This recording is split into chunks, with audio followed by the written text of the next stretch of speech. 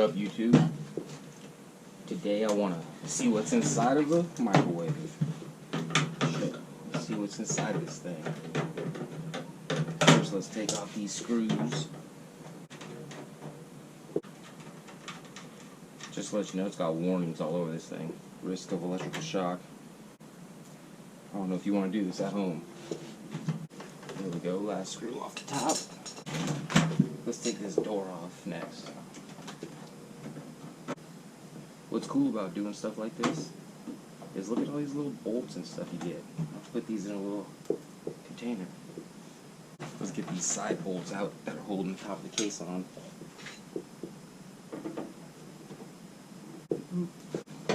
Get the other side. There's only one on this side. That should slide off now. Let's see if we get this case on.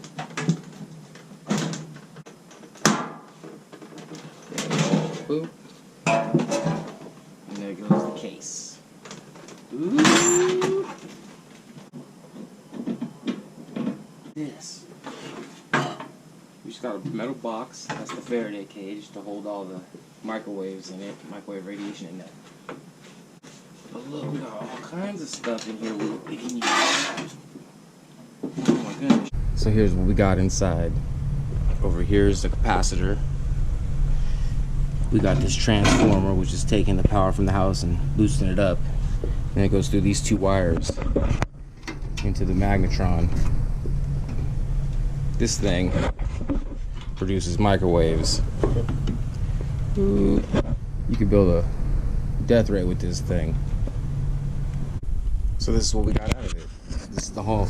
We got a whole bunch of screws, some relay switches, regulators, wires. We got this transformer, a capacitor, and then we got a magnetron, a motor, light, and another motor. So that's what's inside of a microwave. It's a lot of good stuff actually.